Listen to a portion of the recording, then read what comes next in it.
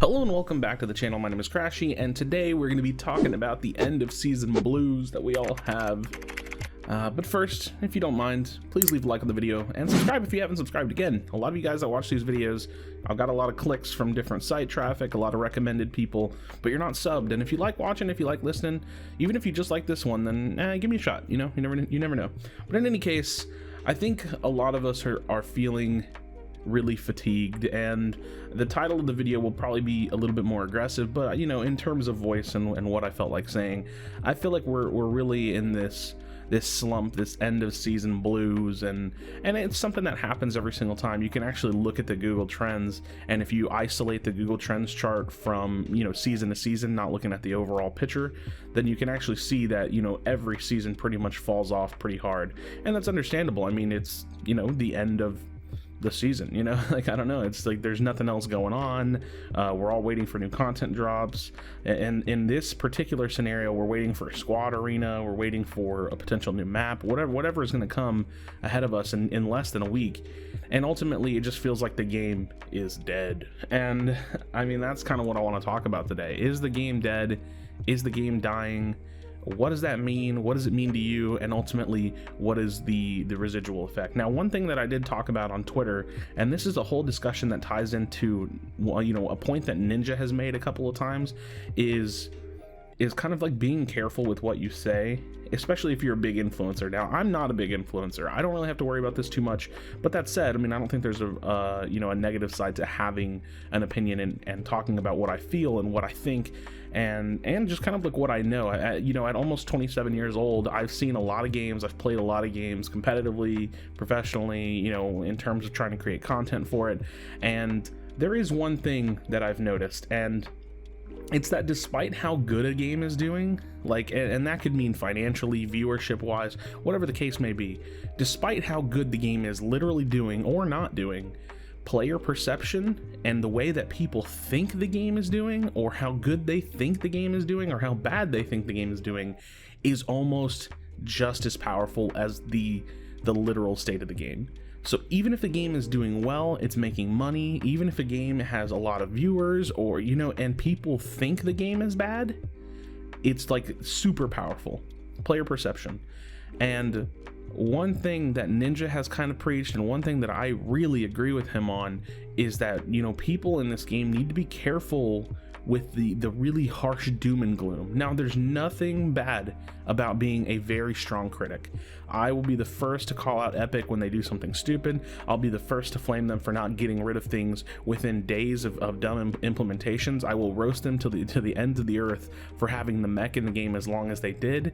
But being so frustrated by something that they do or that they did, and immediately resulting to, if they don't fix this game is gonna die, it's a really emotional response that people have. It's something done out of pure passion. It's something said out of pure passion and frustration, but it's also a little bit dangerous. And the reason it's dangerous is because people are impressionable. And when you instill a sense that the game is going to die, it has the ability to potentially change their interest. If a player thinks that their favorite streamers, if a person thinks that their favorite streamers and everybody around them thinks that the game is dying, well, you never know, they might up and quit. And that's a little bit concerning. And so that's all I really want to talk about in terms of player perception. It's just a little bit of a game, because you have to be a critic in order to see change, and you have to, you know, be honest, but at the same time, you don't want to be emotional, and you don't want to be someone that is, you know, not constructive. I mean, I'm not the best person at giving constructive criticism. I get very angry and I pop off on Twitter. I get really angry and I, you know, make an impulsive video, but I'm never gonna, or I do my best. I don't even want to say never. I do my best to not spew doom and gloom about a game dying, because that's a really aggressive thing. I've been in games that have died. I've seen the effects. I've seen people lose their jobs. I've seen you know, like, it just, like, an entire scene imploded, and it's just not fun. So you know, be careful with the game dying. But nonetheless, we are in a lull. We are in a low point of Fortnite. I think You know, with the questions coming out, you know, is season 11 the last season that they have? Is this it for the game? And in my perspective, it's a clear no. I mean, there's no way the game just ceases to exist after season 11. Now, there are some things realistically that could happen, because you have to kind of cover the gray areas between the emotional speech about whether or not the game is dying, and I'm going to explore that a little bit. So, people have asked, or I see people ask, I see the conversations, I see the videos and the tweets about it. Is season 11 the final season? And like I said, no, I don't think so. I think there will be a season 12. I think there will be a 13, a 14, a 15, a 16. I don't see any reason, unless they stop making money or their coverage, their overhead is getting close to their revenue. Like, if they're not making enough money to cover and it becomes like this giant operation where they're barely making money, then there might be a problem. They might start changing things drastically in order to increase that profit, because spending a lot of money to make money is great, but spending a lot of money to not make that much money for a company, they're not going to buy it. That said, I don't think that's even close to happening. And that's why I say, no, there's going to be season 16, 17. You know, I think that we're going to go really far with this game.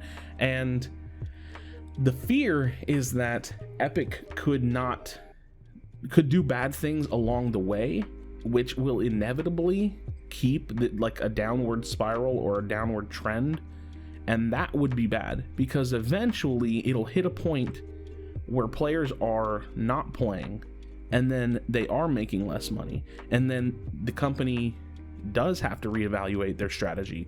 And then once they reevaluate their strategy, there's no way it will be as effective as it originally was or ever could have been.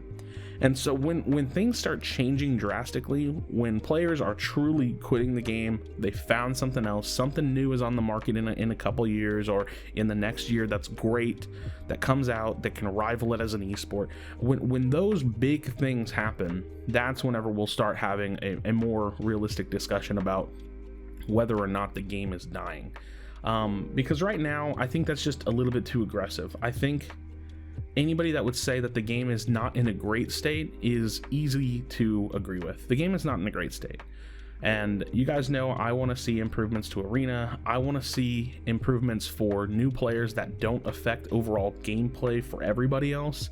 You know, I think, like I said, I should be spending 95% of my time in Arena, because that I'm like a competitive player. I play the game seriously, and they should make Arena in a way for me to be incentivized to just grind it all the time, and they should make a playlist for newer players, or pubs for newer players, a place that's safe and somewhere that they can grind for a large majority of their time. And there's a few ideas I've floated, there's a few ideas out there that could help that, and ultimately I think that's what Epic needs to focus on, while continuing to put on a great esports scene, while continuing to, you know, to push the envelope on what can be achieved in terms of, you know, like FNCS tournaments, or do we want to keep the cash cups? Do they want to put money somewhere else? Do they want to run like 2-3 day tournaments within a week that, you know, that's like maybe a single tournament or something that's not FNCS? So there's definitely a lot that they can do, and I really doubt that going into season 11, Epic doesn't have plans to make some pretty considerable changes, not to mention the fact that we all think we're getting a new map which should breathe a bit of new life into the game, because people are going to be interested in that.